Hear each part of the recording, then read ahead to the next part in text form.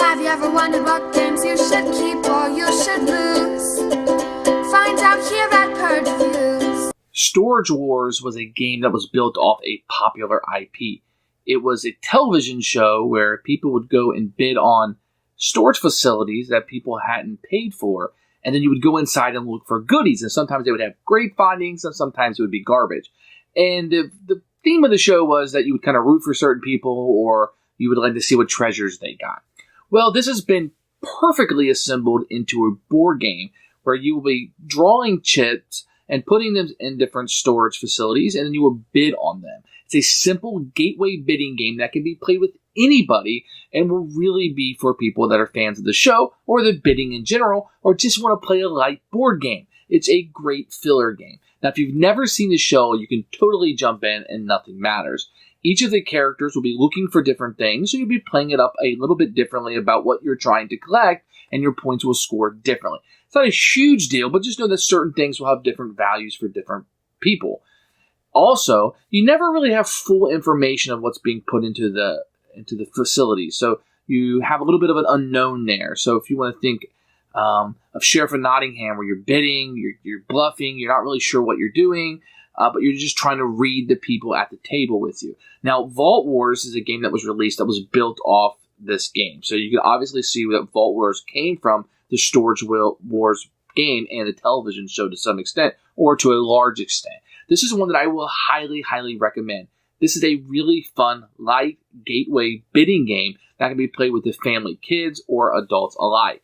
This is what I would tell you to probably you want to seek out. Even though it was a mass market game, I would tell you to try to hunt this one down and give it a try if you're looking for a light bidding game. Here's Storage Wars, the game. You can see the characters from the show if you ever watched the show. The box is a little cheap. You know, this is a mass market game, so the box isn't that great. It kind of opens up this way, and you're going to see you have some paper money, so the components are not fantastic. This bag is pretty neat. It's going to hold the chips inside. These chips are fairly nice, I guess, for a mass market game. You can kind of see what they are. A little bit of this stuff. It's not like they're going to bend or anything. You're also going to have the auctioneer token. If you remember the auctioneers from the show, they'll be printed on there. And you'll have each of the characters on here that have a little bit of a unique power. Then you have the 4 storage containers. So let me set it up. I'll show you how to play. So here's the rule book for the game. It's black and white. It's just kind of cheap mass market paper that you'd be seeing in a Hasbro game or something. You have to put this storage containers together first. Kind of goes over setup and how to play. The rules are really just one place.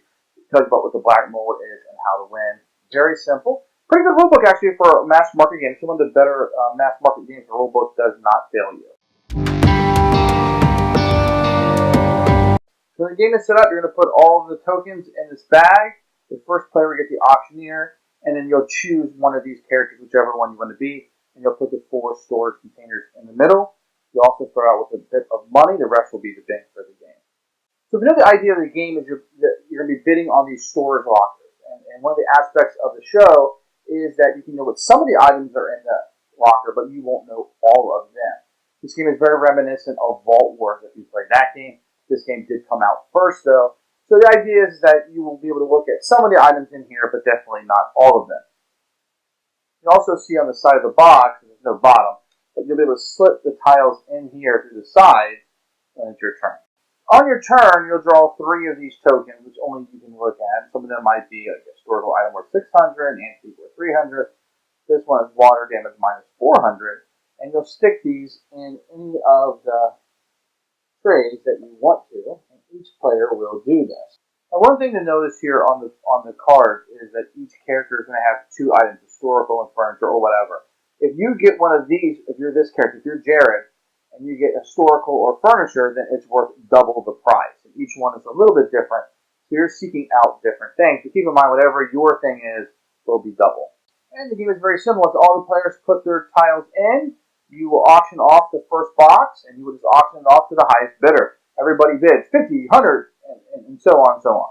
When the highest bid is there, then you will get the contents of the locker. You do not reveal what it is to the other players, but you may look, and then you will auction off the second one. Now, one bidding rule is that you must have the amount you're bidding when you're making the bid If you ever need cash, you can always sell something you won on the previous turn for half the price. So this one, for example, is $2,000. I could trade this in and get $1,000 cash now, hopefully making more than I lost on it. So if you're all 4 of these are auctioned off, the episode will end. People will get their goodies, and you'll play 3 episodes. You'll go through this auction phase 3 times. One other caveat is the black mold token. If this is in the locker that you bought, let's say inside the locker 3, and you won this locker, then everything inside the locker is worthless.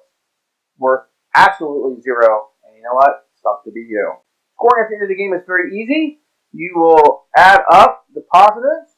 You will subtract the negatives. And then any leftover cash you have. And you'll get your multipliers for what matches your categories that double. And whoever has the most money wins the game. Who should buy this game? I think this is a great game for families. I think this is obviously a great game for anybody that likes the IP or the television show.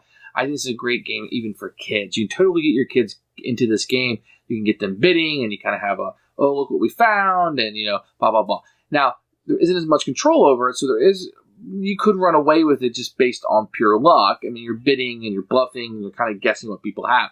But be aware of that one of your kids could be frustrated with that. But with that said, this is a wonderful game that I highly recommend, and I'll be keeping in my collection. Thanks for watching the video. I really appreciate you tuning in. If you liked it, please like it and hit that little subscribe button. That really helps out the channel, lets us know that you're getting the videos that you want. If you agreed or disagree with what I said, feel free to comment below. I'd love to hear what you have to say, and I promise that I will comment back. Thanks for watching, and everybody else, keep playing games.